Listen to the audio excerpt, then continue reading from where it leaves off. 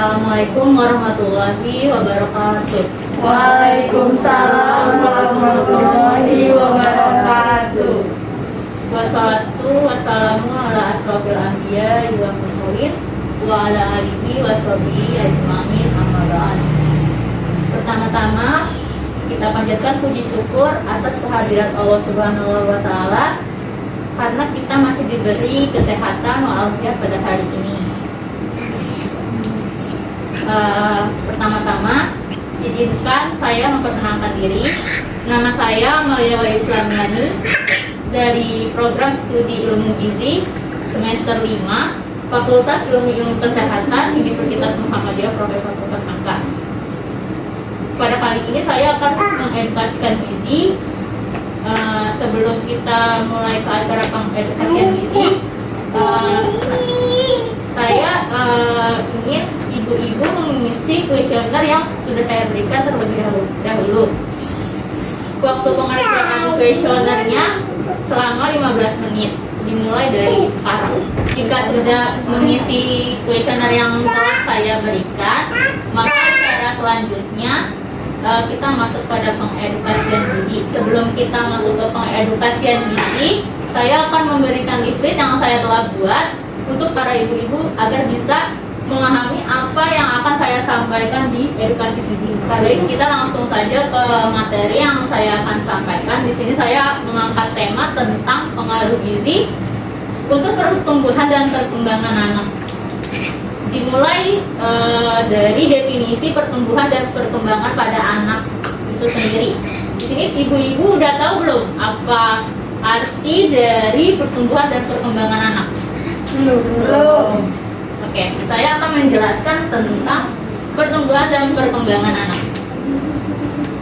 Pertumbuhan merupakan bertambahnya ukuran dan jumlah sel serta jaringan interseluler, ukuran fisik dan struktur tubuh sebagian atau keseluruhan, sehingga dapat diukur dengan satuan panjang dan berat.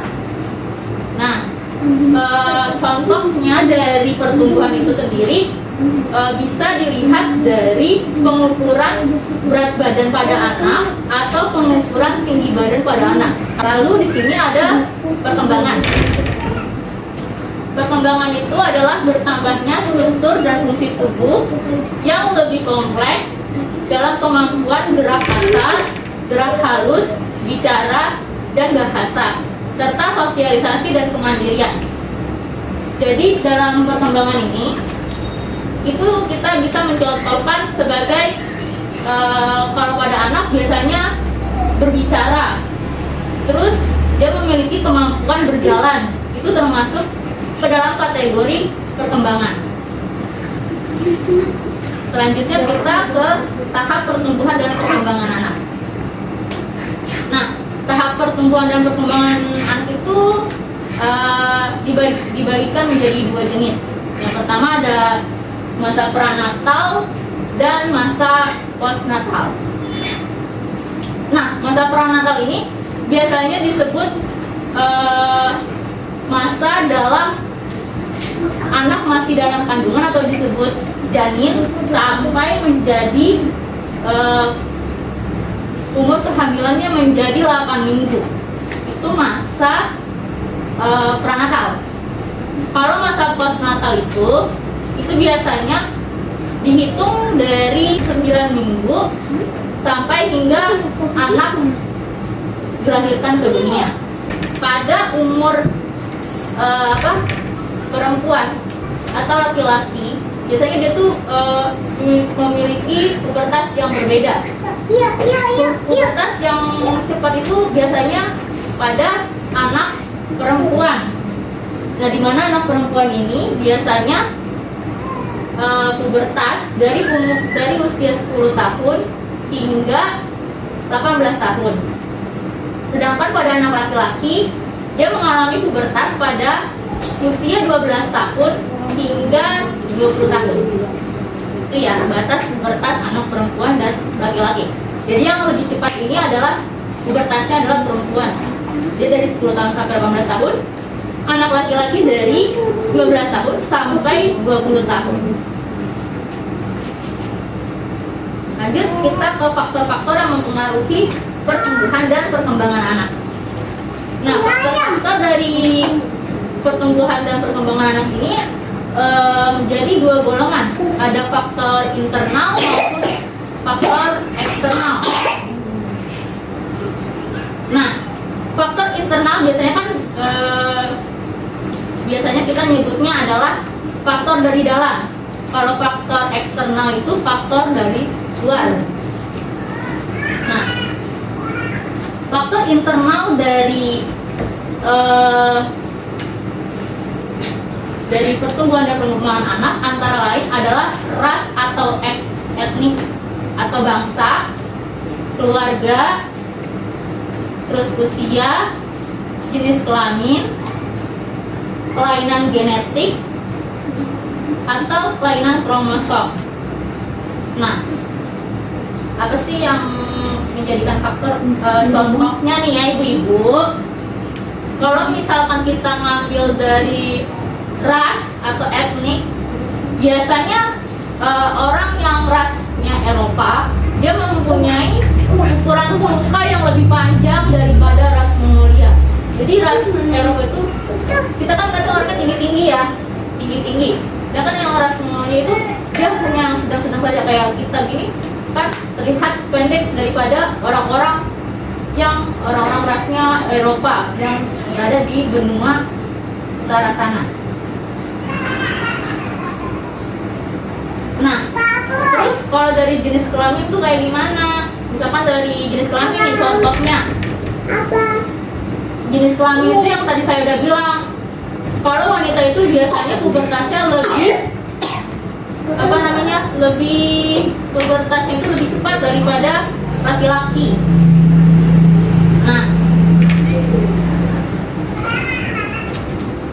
Nah, kalau kelainan kromosom itu biasanya dicontohkannya begini. Ada orang yang terkena sindrom Down. Ibu kita tahu belum sindrom Down itu apa? Nah, sindrom Down itu adalah kelainan yang disebabkan karena kelebihan jumlah kromosom. Biasanya jumlah kromosom kalau manusia normal itu kromosomnya kan 46 ya. Dipasangin jadi 23 pasang. Nah, kalau sindrom Down ini dia tuh memiliki kelebihan kromosom 21. Jadi dia itu kromosomnya ada 3.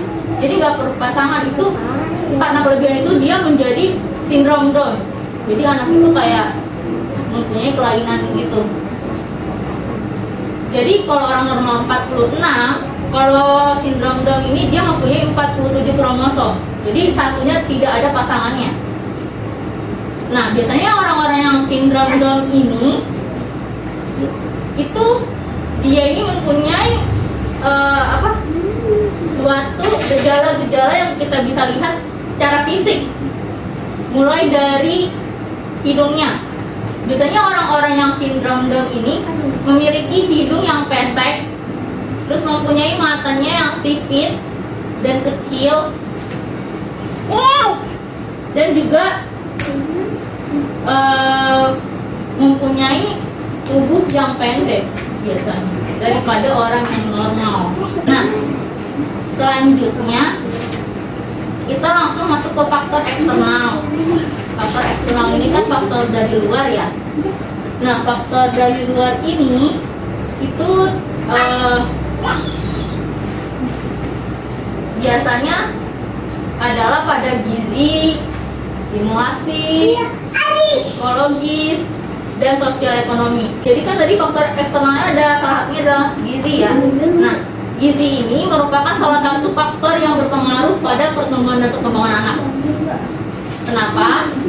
Karena di tumbuh kembang anak itu, di proses tumbuh kembang anak itu ada, kita sebagai ibu-ibu harus mengasih pola asupan makan yang seimbang untuk anak tersebut. Jika misalkan kita nggak ngasih pola asupan makanan yang baik dan yang benar, maka anak tersebut akan mengalami suatu kelainan gitu yang tanpa kita sadari. Selanjutnya ke gizi seimbang untuk anak. Nah, di gizi seimbang untuk anak ini ada beberapa sumber asupan makanan yang harus dipenuhi untuk pertumbuhan dan perkembangan anak. Yang pertama ada karbohidrat ya. Udah tahu, ibu-ibu tahu adanya karbohidrat. Nah, karbohidrat ini sebagai sumber energi yang pertama fungsinya. Nah, kenapa jadi sebagai sumber energi? Itu jelas ya, karbohidrat ini menyediakan energi bagi tubuh. Ini sumber energi yang utama yang harus ada. Karena kalau misalkan kita nggak punya energi, kita nggak bakal bisa beraktivitas. Jelas. Kita juga akan merasa kalau beraktivitas secara paksa bisa pusing, bisa pokoknya males deh, gak ada energinya sama sekali, kayak lemas. Nah, setiap 1 gram karbohidrat itu menghasilkan 4 kilokalori. Jadi kalau ibu-ibu makannya 20 gram dikali 4 aja, jadi 80 gram. Jadi 80 kilokalori dalam sekali makan. Itu perhitungannya. Nah, yang kedua, karbohidrat ini juga bisa menjadi pemberi rasa manis pada makanan. Kalau di nasi ya, itu biasanya ada rasa manis kan kalau kita makan. Kalau nasi putih jelas ada rasa-rasa manisnya walaupun sedikit-sedikit. Nah, di situ tuh sebenarnya ada gulanya. Untuk gula yang paling manis itu jenisnya adalah fruktosa. Yang ketiga itu sebagai penghemat protein. Nah, yang kedua ini adalah lemak. Nah, fungsi lemak apa sih? Nah, fungsi lemak sendiri itu sebagai bahan bakar. Yang kedua, lemak itu bisa dijadikan pembentukan energi juga. 1 gram lemak ini bisa menghasilkan 9 kilokalori.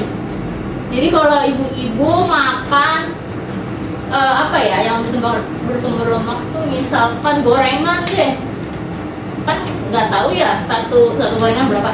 Misalkan 1 gorengan itu dia menghasilkan 20 gram. Jadi dikali aja 20 dikali 9 kilokalori berarti 180 kilokalori yang ibu makan gorengan. Kayak itu perhitungan. Lanjut, contoh dari lemak, sumber lemak itu biasanya pasti minyak ya, itu udah pasti. Minyak itu lemaknya itu sangat banyak,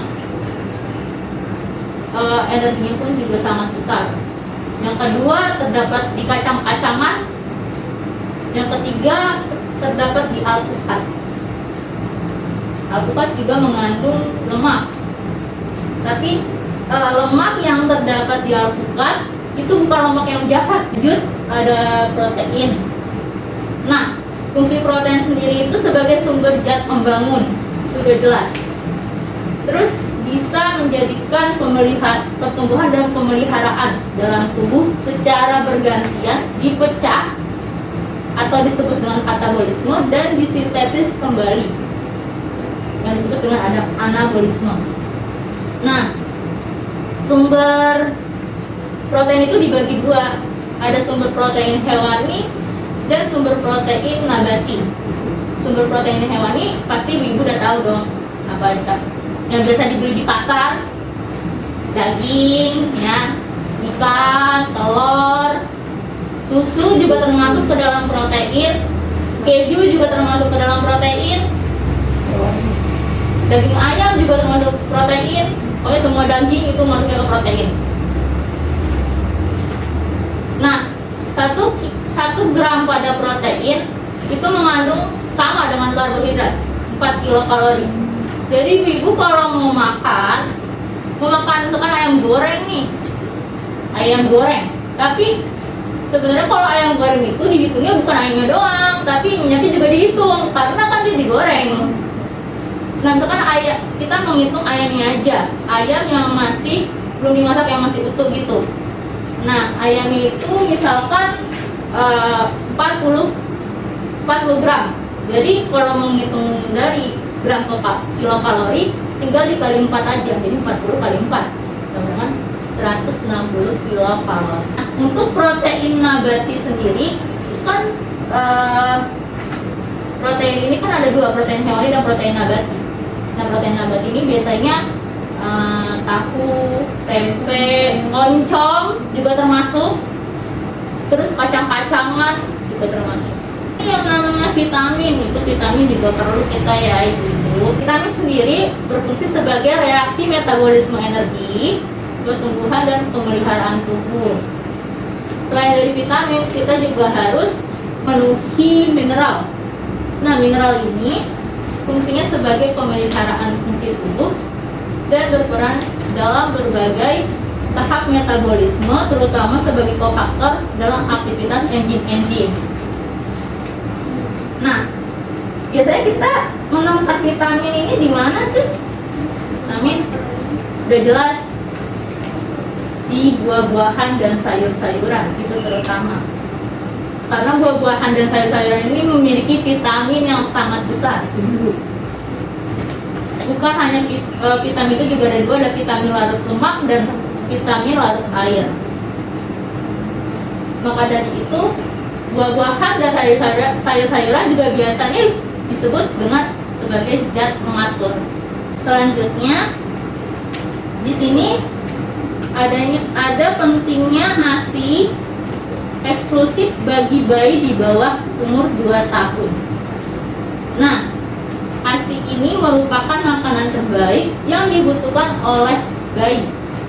ASI pertama yang diberikan oleh bayi itu namanya kolostrum. Dia mengandung lemak juga iya, mengandung protein juga iya, dan dia bisa menjaga sistem kekebalan tubuh pada anak. Pemberian ASI eksklusif ini itu biasanya diberikan pada saat golden age. Lalu golden age ibu-ibu? Ya, golden age ini adalah pada masa anak, namanya ini masa emas. Kenapa masa emas? Karena pada masa emas ini anak-anak akan mengalami pertumbuhan dan perkembangan, mau dari segi fisik atau motorik. Pemberian ASI eksklusif ini pada masa golden age itu bisa diberikan pada usia 0 sampai 24 bulan pada bayi. Itu wajib banget. Jadi sekitar sampai 2 tahun itu wajib dikasih ASI eksklusif. Nah, pemberian ASI eksklusif pada bayi itu dapat memberikan manfaat bagi ibu dan bayi. ASI ini juga termasuk makanan yang terbaik, praktis, ekonomis, memiliki komposisi zat gizi yang ideal dan sesuai dengan kebutuhan dan kemampuan pencernaan bayi. Dan ASI ini juga mendukung pertumbuhan bayi, terutama di panjang badan. Ini jenis ya ibu, panjang badan dan tinggi badan anak itu biasanya berpengaruh. Kita ngasih ASI eksklusif itu bakal berpengaruh pada anak. Komposisi yang terkandung di dalam ASI itu suka berubah-berubah. Beberapa faktornya yaitu tahapan dalam menyusui, terus konsumsi makanan ibu, terus kesehatan ibunya juga, dan paparan faktor lingkungan lainnya. Asupan makanan pada anak mulai dari 0 sampai 5 tahun. Nah, pada usia 0 sampai 6 bulan itu ibu-ibu memberikan ASI eksklusifnya saja. Jangan diberikan makanan tambahan, jangan dulu. Diberikan ASI dulu tanpa pemberian makanan tambahan. Nah, ASI ini diberikan setidaknya 8 kali pada pagi, siang, sore, dan malam. Untuk usia 6 sampai 12 bulan ini biasanya kalau udah memasuki usia ini biasanya udah boleh diberikan MPASI. MPASI sendiri adalah makanan pendamping ASI. Contohnya seperti makanan yang dilumatkan atau makanan saring. Nah, itu makanan namanya makanan pendamping ASI untuk bayi dan balita.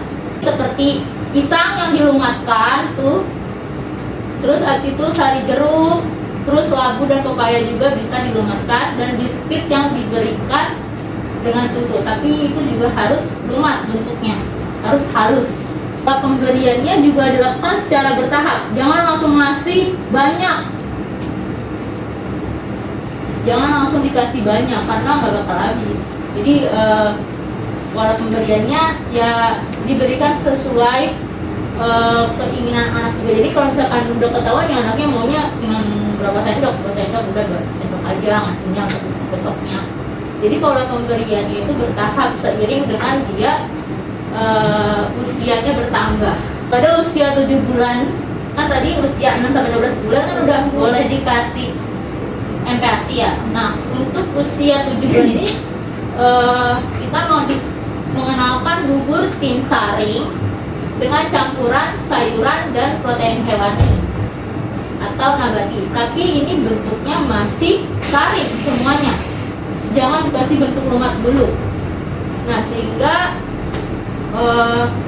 pola menu yang boleh dilumatkan itu seperti buah-buahan kayak pisang tadi yang saya sampaikan, pisang yang udah dilumatin, atau alpukat juga bisa kan yang dilumatin gampang. Terus sari jeruk tadi, terus bisa juga bubur susu dan tim saring. Pada usia 8 bulan, nah ini udah bisa diberikan makanan cincang nih, karena bisa membantu dan merangsang pertumbuhan gigi pada anak meskipun bayi tersebut belum mempunyai gigi. Cuman dengan kita memberikan cincang, dia bisa mengunyah dengan gusi. Untuk usia 8 bulan ini itu biasanya ditambahkan minyak, boleh dikasih minyak. Misalkan alpukat yang saya tadi bilang ya, itu alpukat itu termasuk sumber lemak. Nah, minyak ini berguna sebagai menambahkan kalori dan meningkatkan penyerapan vitamin A dan zat gizi yang lain. Usia 9 bulan. Nah, usia 9 bulan ini diberikan makanan yang lebih kental, biasanya lebih kental, dan diberikan selingan 1 kali sehari. Nah, makanan selingannya ini bisa bubur kacang hijau, bisa puding susu, atau biskuit susu. Jadi perbedaan usia 8 bulan tadi sama 9 bulan tadi, kalau yang 9 bulan ini dia ini dikasih makanan selingan. Misalkan makan utamanya jam 7, jam siangnya jam 12, terus sorenya jam 5. Nah, makanan selingan ini biasanya di jam 10, jam 11 sebelum makan siang atau sebelum makan sore, itu namanya makanan selingan. Nah, usia 10 bulan. Nah, usia 10 bulan ini dia makanannya sudah kepadatan makanannya sudah ditingkatkan. Seperti makanan keluarga biasanya.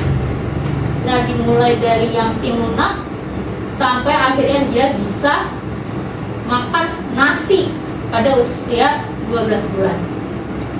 Nah, apa sih yang harus kita perhatikan dalam pemberian makanan pendamping ASI? Ibu udah tahu belum?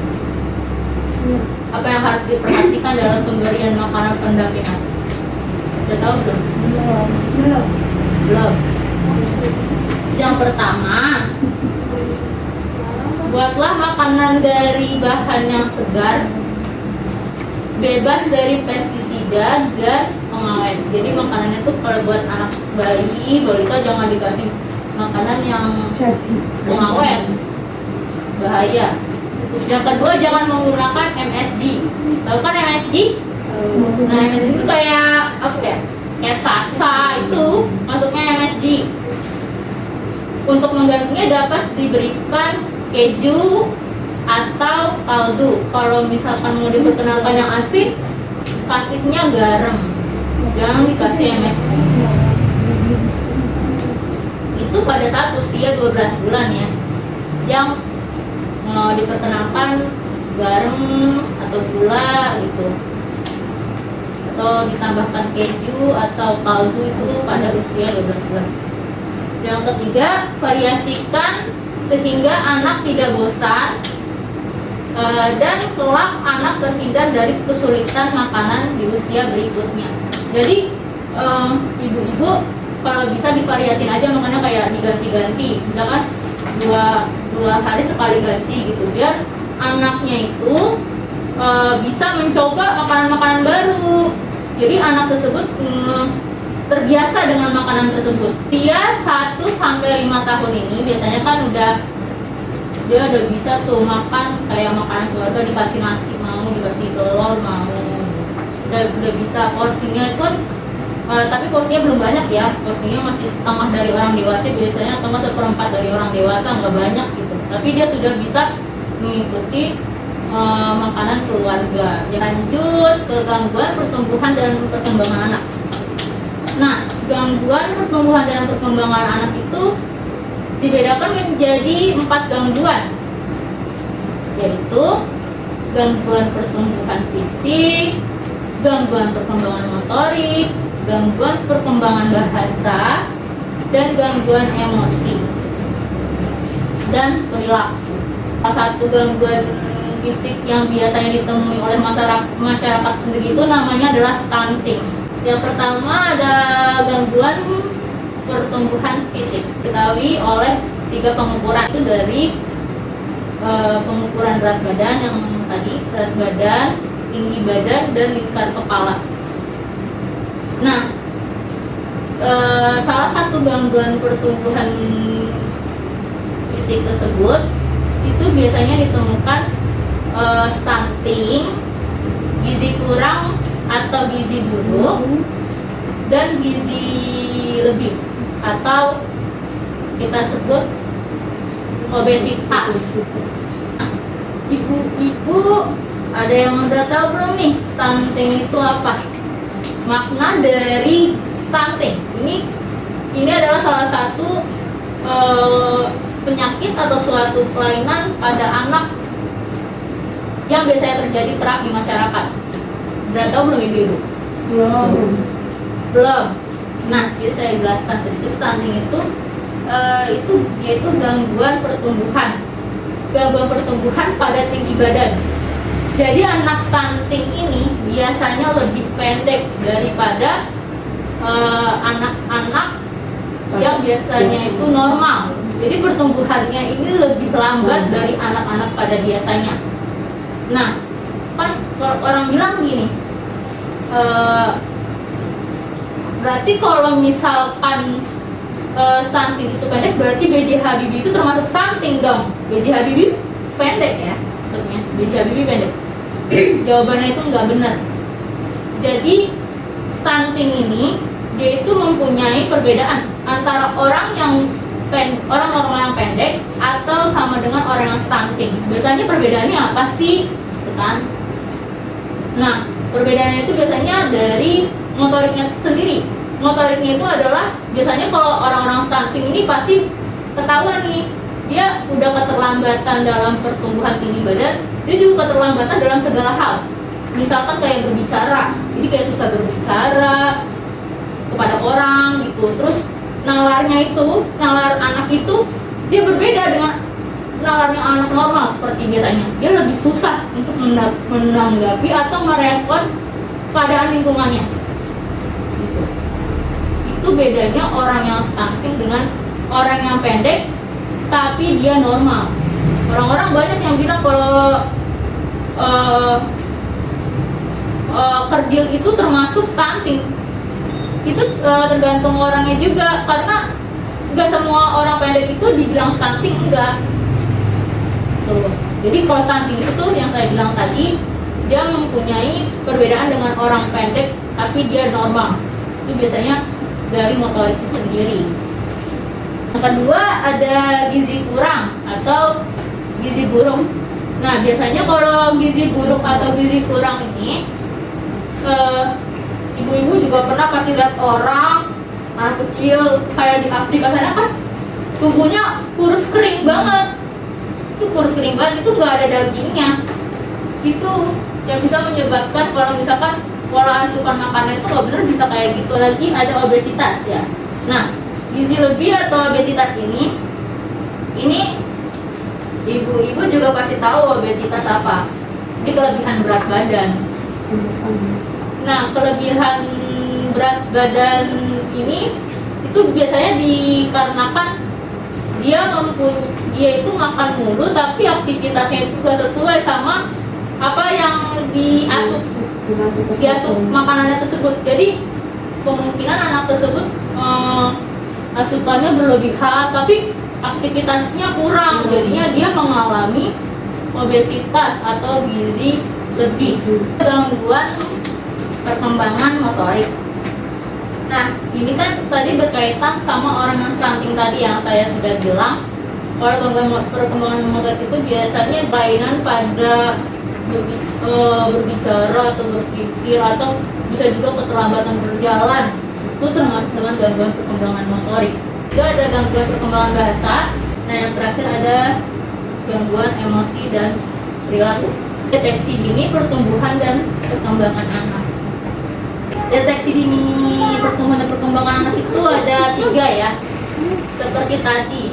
Yang pertama ada pengukuran berat badan, yang kedua ada pengukuran tinggi badan, dan pengukuran tingkat kepala anak. Sebelum mengakhiri sesi pengedukasian gizi ini, ibu-ibu saya harapkan untuk mengisi podcast yang sudah saya berikan. Waktunya sama kayak tadi, 15 menit dari sekarang. Baik ya, kalau sudah dan ibu-ibu sudah tidak mau bertanya lagi soal apa yang saya sampaikan, terima kasih ya kepada ibu-ibu semua yang sudah mengikuti acara ini, acara pengedukasian gizi ini. Semoga apa yang saya sampaikan bisa bermanfaat buat ibu semua. Akhir kata saya mohon maaf bila saya ada kesalahan dan kegelapan. Bila bisa